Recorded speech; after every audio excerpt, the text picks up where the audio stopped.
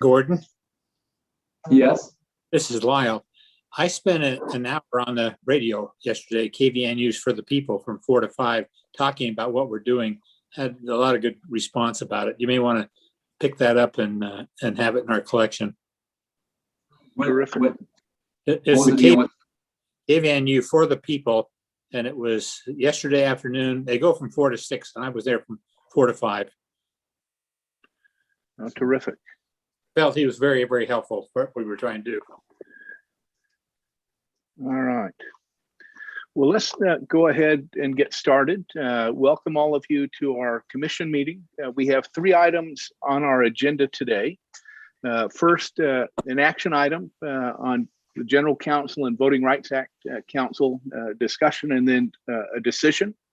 I've asked Christine to lead us in that conversation. Oops, got a little background. We're delighted to have Karen join us. So, Christine, if you'd like to lead us in a conversation and tell us a little bit about the work of your subcommittee. Thank you. The subcommittee, if you don't want to own it. Yeah, the subcommittee. I'll go with that. Yeah, we've had a couple of sessions, and we've been extremely grateful for the help of CJ Jennings, who's the expert in procurement logistics, which turn out to be, as much of state government, I'm afraid, is fairly convoluted and very specific, and it's been extremely useful for us to have his direction. We have finished our scoring process, which consisted of each of the 4 members of the subcommittee, and those are Lyle Hilliard, myself, Bill Thorne, and Gordon Haight. We've all completed the scoring system, and we have a clear recommendation. The one thing that we have had a more extensive discussion of, we had quite a consensus on the top scorer, but one thing that we spent some time discussing in our meeting, and I'm going to turn this over to CJ in a minute to tell us what the procedural background is, but as we did the scoring and discussed the relative positions, we reached a consensus on the subcommittee that we certainly were not comfortable with the notion that we would end up with someone with attorneys who were going to be advising us on voting rights issues, the statutes, et cetera, and the case law, having someone distinct performing those functions as opposed from the functions of general counsel. Those of us who've worked with general counsel in corporate settings and in nonprofit settings are used to having general counsel who really is general counsel and on whom one relies for legal advice as well as procedural advice. Basically, the person who needs to keep the commission on the straight and narrow in every aspect of its work. And so that led us to a little bit of a conundrum, which again, CJ is going to address, because we had put out 2 requests for proposals, RFPs, one for Voting Rights Council and one for General Counsel. And while it doesn't matter the way the scoring went, it doesn't really matter in terms of result. And is this an appropriate time, Rex, to announce the result of our scoring, or is that something we should wait until after we have the discussion? I think that's fine, unless CJ has any different guidance for us. Why don't we go ahead and turn it over to CJ and let him explain to us there's some difficulties with collapsing the RFP for the Voting Rights Council and General Counsel at this stage of the game because of procurement rules. At the same time, we really, I think, feel pretty strongly that we don't want, even if it's one entity, we don't want them to sort of have two titles, because in theory, you know, it's even conceivable that they would split their responsibilities and end up billing us twice for similar activities. So we want to figure out the best way procedurally to go with our top choice to be general counsel and voting rights counsel simultaneously. So CJ, do you want to let people in on the procurement situation? Absolutely. Hello, everyone. My name is Chris Jennings, go by CJ. I am with the State Division of Purchasing and General Services as an Assistant Director, and I've been asked to help Dr. Facer and Director Haight put together a procurement process for the items you may need. As part of our division's courtesy postings program, we can help political subdivisions and other public entities with procurement issues, and that's what we've done here. My position in this process would be obviously as a recommendation, trying to outlay best practices as we would run them. I will defer to the commission on how exactly to proceed because it's not an executive branch entity. So to lay the groundwork, we put out 2 RFPs as Justice Durham spoke of, one for general counsel and one for general counsel with an emphasis on Voting Rights Act work. This was done with discussions of both the Director Haight and Dr. Facer, and we put together a scoring methodology based on best practices of RFPs that the state has run for years. So I will share my screen if that's at all possible right now. Let me make sure I've got that turned on. I'm sorry, CJ may not have done that yet. There you go. Thank you. All right, let's make sure. So by way of demonstration, this is the score sheet for the RFP in question put out.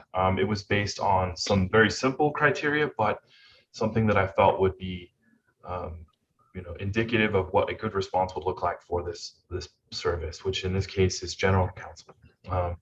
We had a stage 1 set up with minimum mandatory pass-fail must-have items. One is be a member of the Utah Bar Association, the entity in question, and the other is 10 years experience in the practice of law. If both of those are a positive, a pass, they move on to stage 2, where we can score technical criteria. This is more subjective, how good these criteria are, and they can be get awarded points based on our estimation of how well they're represented. So you can see the categories here, and I'll zoom in a little bit so it's discernible, but we set it up based on experience working within the state, litigation experience working with OPMA and GRAMA, experience advising and representing public commissions, boards, agencies, and departments, experience with redistricting process, communication skills in general, and experience in a politically and socially sensitive environment. We weighted them based on our, and this would be with in concert with Dr. Facer here, the scoring weighting based on what we thought would be most important, and set a minimum score threshold. So of the 750 points total possible, offeror would have to score at least 450 to move on to the final stage, which is cost consideration. In cost, we decided that 20% of total points possible would be based on the cost. And that a total of 937.5 points would be available for to be earned. That's both a combination of technical and cost points. The cost points, the methodology for assignment of cost points we used was a blended hourly rate, and it has been our experience that is a reasonable way in the legal field to assign cost.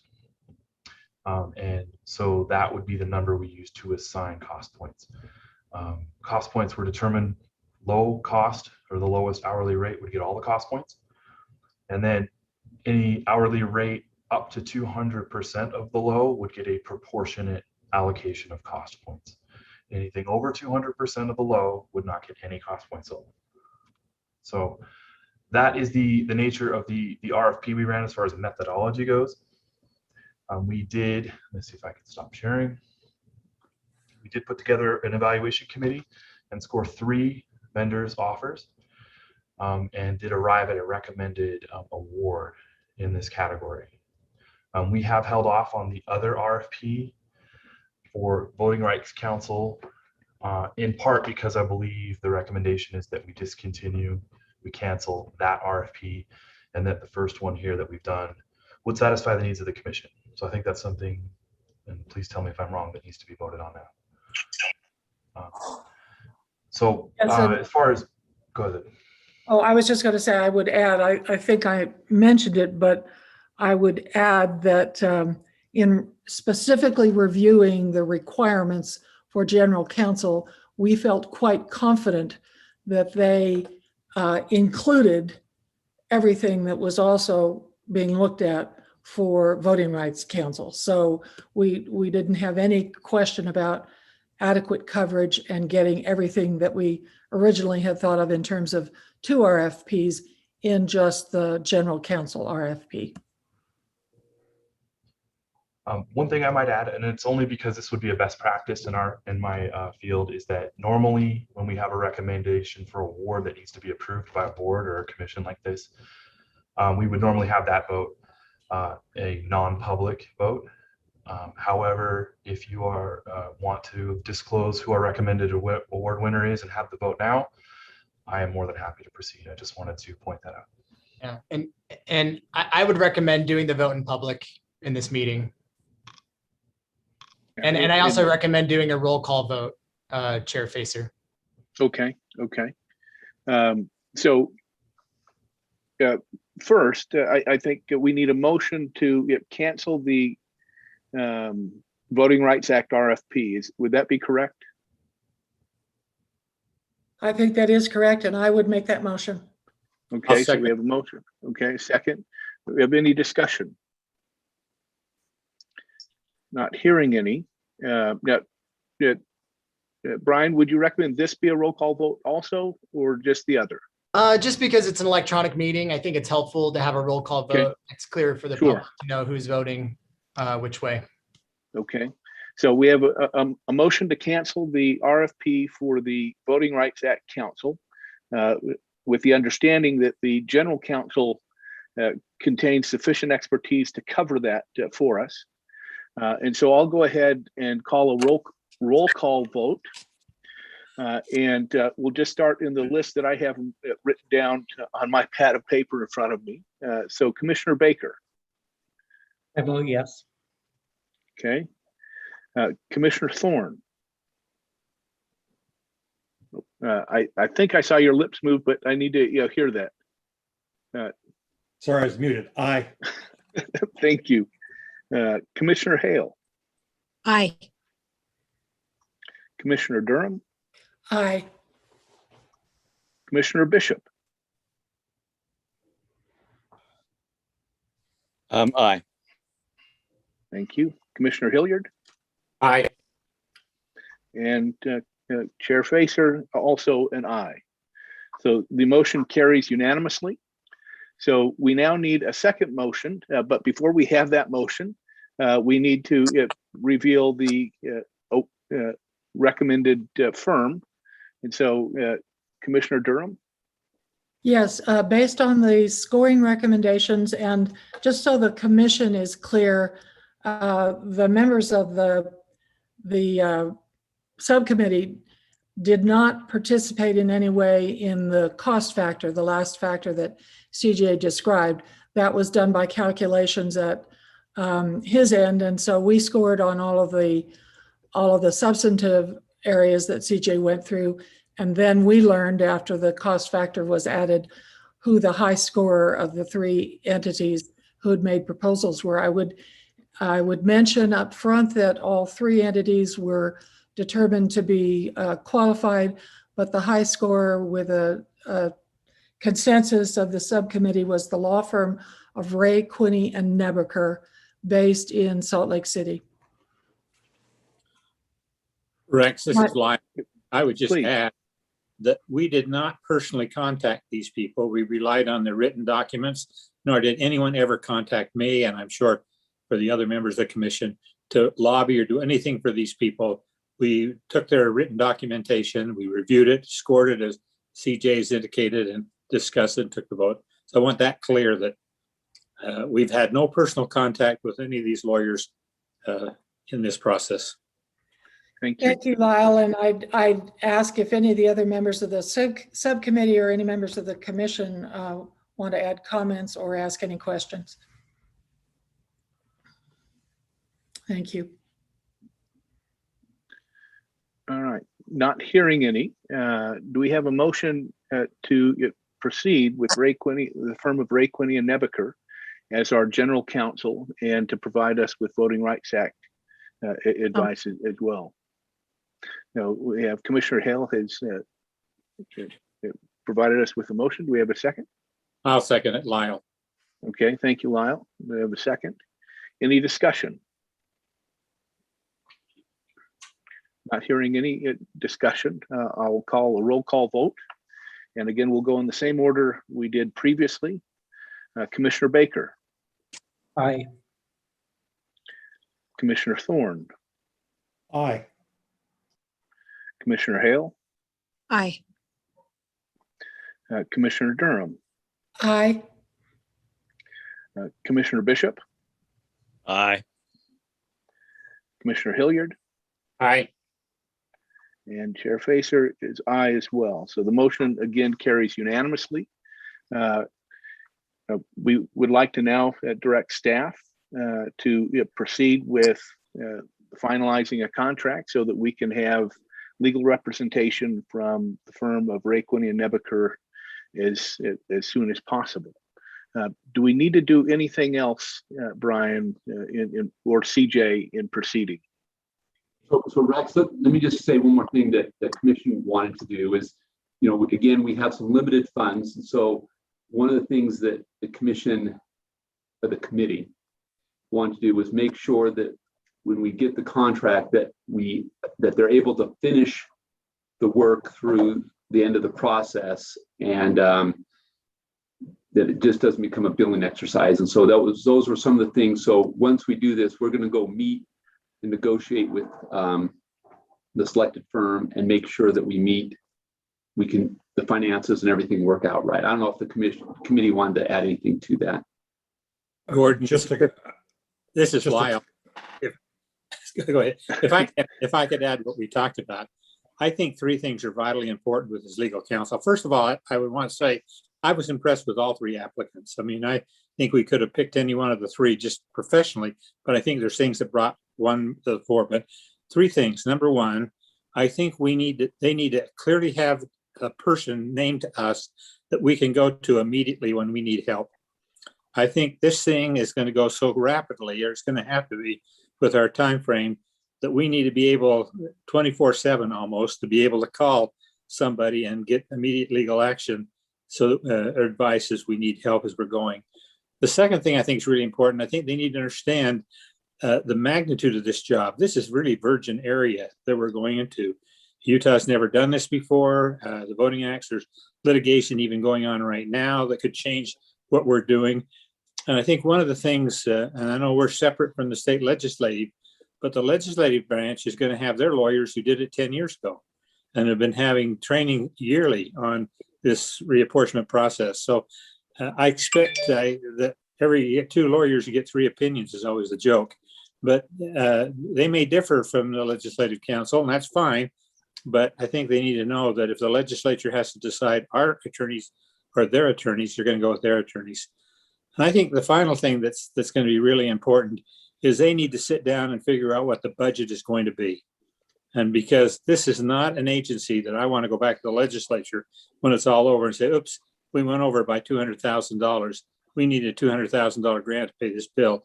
Because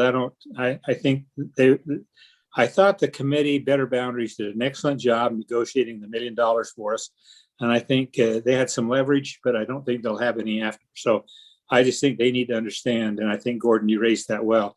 They need to understand there's going to be some fiscal limits on what we can do, and they need to be prepared for that. And so we don't end up the last week meeting legal counsel and they say, sorry, we're done, and we can't get it. Thanks. Thank you, Commissioner Thorne.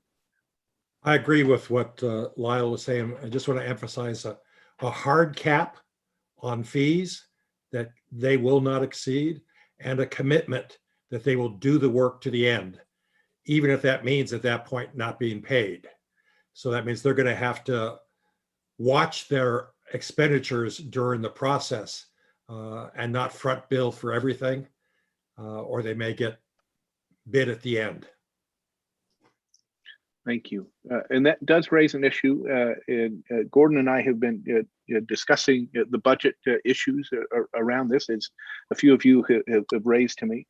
And we will be bringing a budget discussion at next Tuesday's commission meeting. So as we have a little more context now, where some of these expenditures are going to need to go. So any other questions? CJ, anything else that we need to be aware of?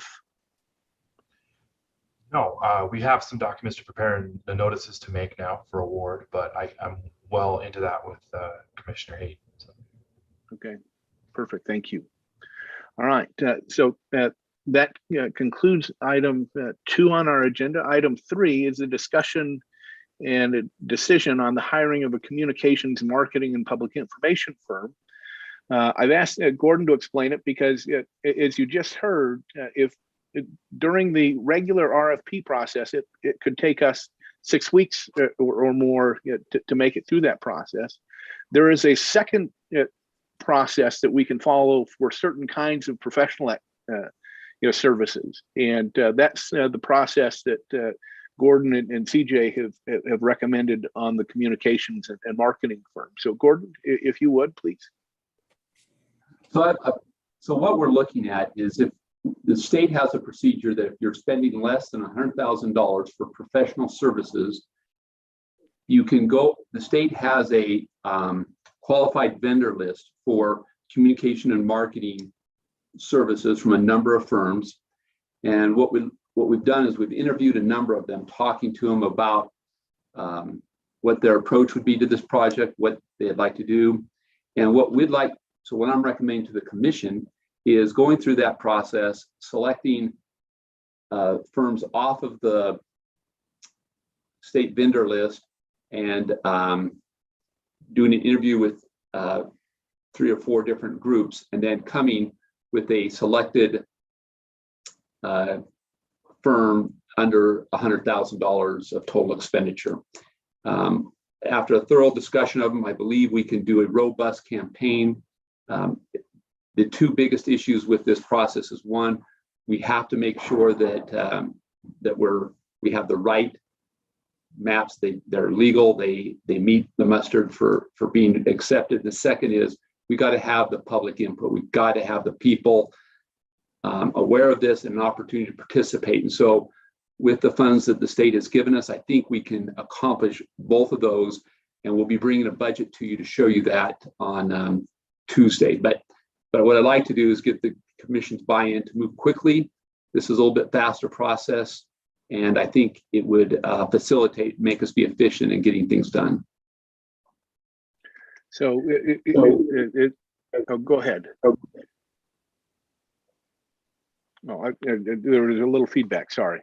So Gordon, as I'm understanding, your recommendation is to have the staff interview the firms, make a selection, bring that selection to the commission for approval, and we can then get moving as soon as the commission approves that, possibly as soon as next Tuesday.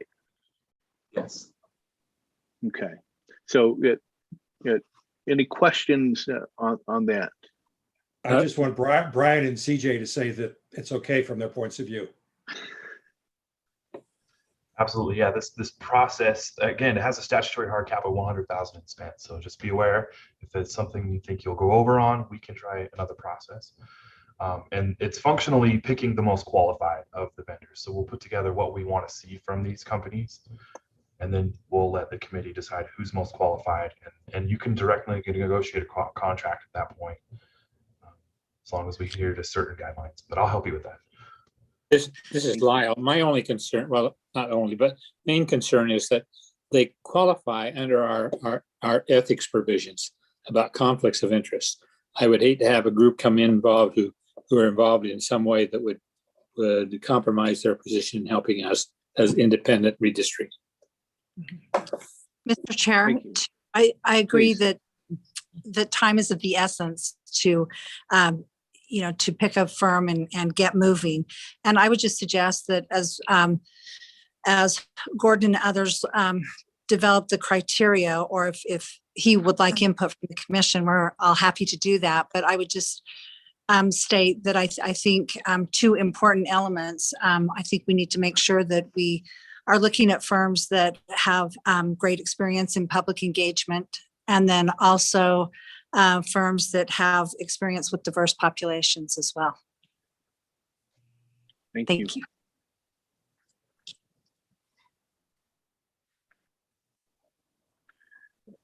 Anybody have any other recommendations or thoughts on this before we take a motion to move forward? Okay, not hearing any. Can I have a motion, please? So moved. I'll take it. I move. Okay, so we have a motion to move forward with the guidance that we've received from Commissioner Hilliard and Commissioner Hale on the kinds of parameters that we want to be paying attention to. Do we have a second? Second. Okay, we have a second from Commissioner Durham. Any discussion? And again, continuing our process of roll call votes on the electronic meeting to make sure that we're clear. We'll go ahead and proceed in the same order. Commissioner Baker. Aye. Commissioner Thorne. Aye. Commissioner Hale. Aye. Commissioner Durham. Aye. Commissioner Bishop. Yeah, just do it. Commissioner Hilliard. Aye. And I yes on my part as well. So the motion carries unanimously. And so Gordon, if you and the staff will move forward with this and be prepared to report as soon as you possibly can. The final, he's got plenty of time to work on it, so we're good. Okay, terrific. The final thing that we had on the agenda, you'll recall at our last meeting, you had asked me to have a conversation with Senator Sandel and Representative Ray. We did that this week, and I appreciate their reaching out to me to help facilitate that. And one of the issues that they brought up, and I mentioned it in the email that I sent out, was that during the negotiations with the Better Boundaries group in the legislature, there was some expectation that the public hearings would be spread around the state and that they wouldn't necessarily all be in the same location. And so when staff initially prepared the list of locations for us, they used primarily as a starting point, the locations that the Legislative Redistricting Committee had proposed, although we have a different time horizon. And so what I'd like to suggest is that we have a brief conversation about some alternative locations where we can hold these meetings so that we can try and spread them as much as we can around the state, knowing that we also have to make sure we're hitting major population centers sufficiently. So let me go ahead and share my screen. And this will show you, that's the one I want right there. Hopefully you can see my screen now. Okay, I'm seeing some nods, good. So on this, what I've done is laid out the schedule that we had proposed at our last meeting.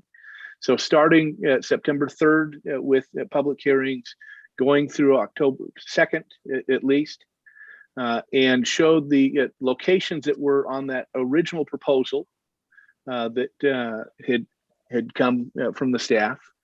And then I have a set of possible alternatives, but I'd like to get your input if you think that there's some places that would be better for us in that third column. And then in the last two columns, for your reference, it's the locations at the Legislative Committee and the dates that they're planning on being in their locations.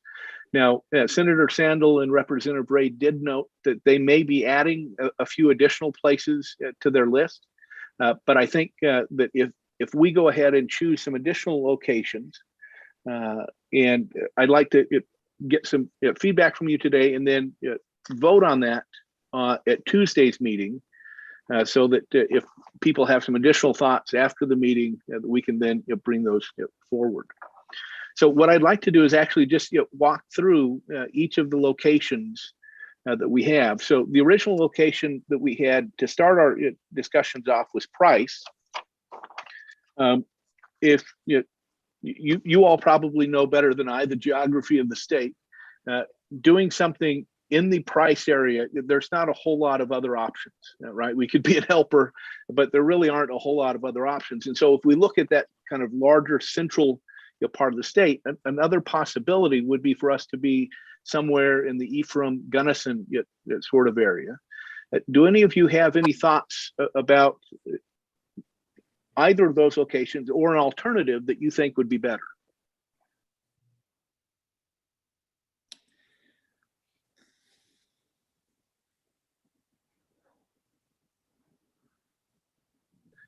Okay, not hearing any. I take it that you would be comfortable with either Ephraim or Gunnison. Yes. Yes. Okay. Rex, So Rex, yes. Rex, I love Price. It's a wonderful place. But if you want to go somewhere else, Castledale is not far away, and it's in a different congressional district in a different county. Okay. You could have that as a possibility as well. Okay, thank you. The next location we had was Moab. So the eastern part of the state. At our last meeting, after the meeting, Commissioner Thorne suggested to me that we might want to consider going down to San Juan County. And so I have listed that as an option for us instead of Moab. Now, part of the challenge is many of those communities are relatively small. And so, I'm not sure what y'all's thoughts are about being in some place like San Juan County as opposed to Grand County in Moab. Remind me what the county seat is in San Juan? Monticello. Monticello, thank you. I just thought San Juan County would be important because of the county redistricting controversy that has gone on for decades and is in the federal court, that we may want to at least listen to their concerns. This is Lyle. I think you ought to talk to the county commissioners in both counties and get their feedback, because Okay. I think it's going to be a lot easier to have the meeting in Moab and have more people come than if we do it in Monticello or even Mexican Hat or someplace like that. That I don't think the people in Moab will really come down to it. Maybe I'm wrong, but I agree that's a segment of our state we need to listen to. But we can do that partially in Vernal. We talk about moving that to Shane. Okay. Rex, if I can chime in once Other again, comments? Moab is a wonderful place, but Blanding and Monticello are just as good, and you're going to have people from both communities of in San Juan County being able to go to there, and Moab is used to going down if they want to do it. Especially if the legislature's meeting in Moab, it would be a wise idea to actually go into San Juan. And like I say, Blanding, Monticello, both of them are the right place to be. Okay. I tend to agree with those comments, and partly for me it's a question of coverage. I mean, San Juan is a part of the state where a lot's going on, and it tends to get very localized, and I think it's something we really need to pay attention to. Okay. Thank you. Other comments? Okay. The next, please. I would also Jeff. support the idea of Blanding and or Monticello. I think there's a corner of the state down there that there's probably a lot of people that would like to be heard. Okay. Thank you. The next location we have is Tooele. I wasn't sure what would be a good alternative to Tooele. or if we wanted to stay with Tooele. Does anybody have any thoughts? This is Lyle. I don't know how large Grantsville or Stansbury Park is, but that'd be the other two places you could look at. Okay. And we definitely need to go that direction. One of my problems with this discussion is that I don't know what I don't know in terms of, geography and voices that need to be heard and things that are going on all over the state. So I thought the suggestion that Lyle made about maybe talking to county commissioners or city officials about the options might give us some additional insight. Okay, thank you. So with that comment, I'm sure many of us don't know what we don't know on this issue, but some of us may still have some perspectives. And so, but I think that's a great suggestion. And I know Gordon and I had talked about reaching out to county officials today as we had a conversation. So we can certainly do that in the next few days as well. We had Ogden down as a location. Another alternative would be someplace like Layton. Do any of you have a strong feel for someplace it would be good or better? I'm surprised they're not going to Layton, Davis County. Yeah.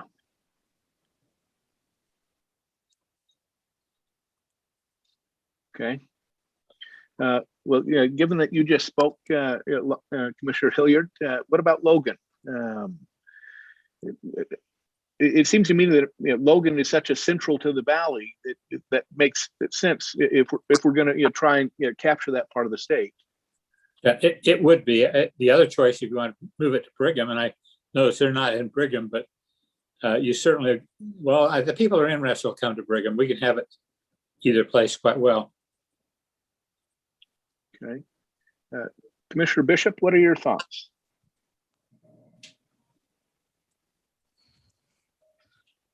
They're both fine. Okay. I don't know if I'm even on. Am I still? Yes, we can hear you. This is Lyle. For me, I want to go to the Legislative Redistricting Committee on the 14th in Logan, so there's no conflict of that. But you look at, there's some conflicts when we're having meetings and they're having meetings, but I don't see any that really would involve, because I'm the only one really outside the area, I think. Rob is obviously from Brigham, but yeah, he has a broader state perspective than I do. Thank you. And then we've got a couple of places in the Salt Lake Valley. We had mentioned on the original list Taylorsville, which is where we hold we've been holding our general meetings. We could look someplace else, whether that's Harriman or any of the other cities in the rapidly developing west side of the county. So anybody have any thoughts about Salt Lake County? We have Rose Park was the other original location in Salt Lake County. So if we were to have a couple of locations in Salt Lake County, anybody have any thoughts? Well, I think Harriman would be a really good one to have there, because somebody tells me the House district there in the legislature is larger than the Senate district. So they had really tremendous growth, and dividing lines in that area is going to be an important one. Yeah, Okay. I think cover the south end of the valley would be good. I'd like the idea of Rose. Oh, so Rose Park is on the legislative as well.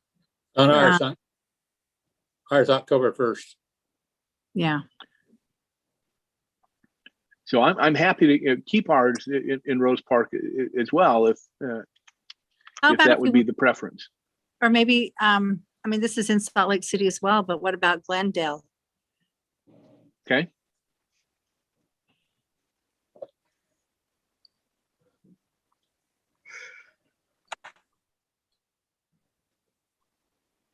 Okay, thank you.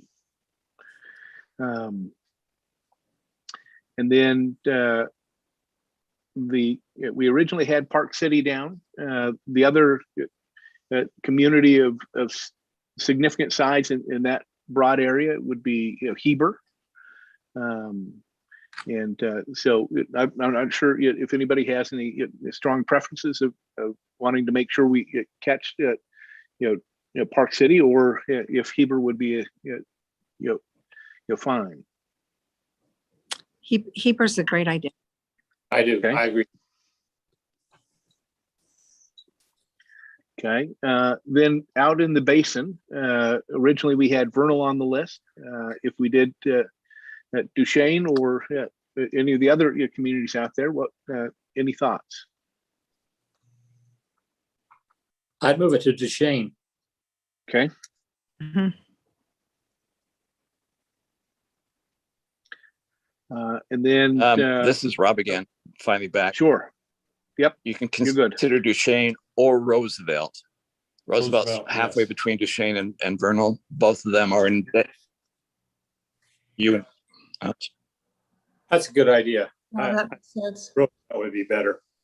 Okay. That way we could get folks from Vernal and Duchesne coming, sharing the distance. Mhm. Okay. Then down in the mid to southern part of the state, originally we had Richfield on the list. We've got suggestions for Beaver or Cedar City. Thoughts?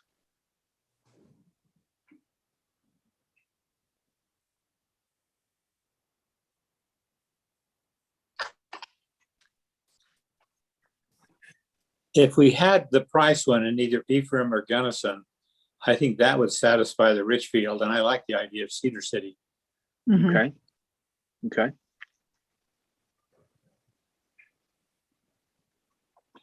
And then we have St. George is where we had the original one. Washington is one of those blossoming communities down in the area, and so we'd still be catching folks in reasonably easy commute. And my sense is that we would be able to get more folks at a Washington meeting than we would if we were over in Hurricane or Laverkin. So, any additional thoughts? Okay. And then the last one that we had listed is the broader Orem-Provo area. Right now, that would be the only place we have in Utah Valley. The legislature is slated for Orem. So I don't know if y'all have a preference for Provo or even for the northern part of the county. There are a lot of people in Utah County. I would prefer that we do Saratoga Springs, even if we do it as a separate one. Okay. And I don't know how fast Payson is growing, whether we need to be concerned about that there as well. Well, the southern part of the county is growing, perhaps not quite as rapidly as they are out in Saratoga Springs. But I do know, as somebody who lives in southern Utah County in Spanish Fork, that the folks in the southern part of the county appreciate being heard as well. So I don't, but I can just put it on my American. Okay. So what I will propose we do is have we look at these additional suggestions that y'all have given us. We have staff reach out in a couple of locations to some county officials to make sure that this makes some sense to them, and that staff will then bring this back to us. Hopefully we'll be able to make those phone calls and whatnot by next Tuesday. And with the possibility of adding maybe one or two additional locations, such as been suggested. So, any other comments on this issue? Just the order of the distance from the Salt Lake Valley, that it might save costs, for example, to have Vernal or Roosevelt on that first day, and then Park City or Heber the next day, and then we could just come home from there. Okay. Without incurring a second night's Hotel. Okay, I think that's and possibly the same thing with Moab, San Juan County, or Price and Ephraim, that the second day be the one that's closer. okay. So after the hearing, some of us may want to just simply drive home rather than staying a second night in a hotel. Sure. So it might make some sense. So we'll look at some of those ordering, but it might make sense, for example, to do Ephraim or Gunnison and Moab on the same trip. So we do maybe or the San Juan County the first day, second day we do Gunnison or Ephraim, and it's close enough that if some folks would like to drive home, that would make some sense.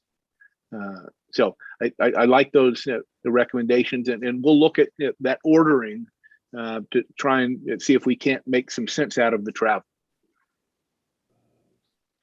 Oh, you're on mute, Lyle.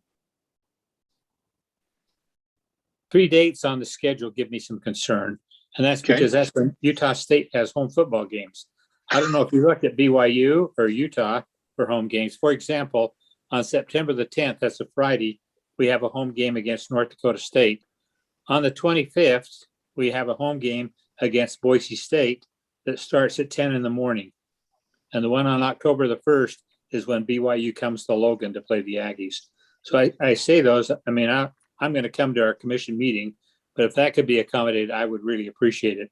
But I say on the other hand, you probably ought to look at BYU games, home games. As well as the U, yeah. Yeah, even Weber State, to make sure that whatever we do does not conflict with us. We may have no other choice, because I really like the idea of doing Richfield or Beaver or Cedar City on Friday. I would like to do St. George if we do it as like that, or Washington County, as early as we feel like we can do it on the Saturday morning, so that we can drive back in the afternoon without having too much heat.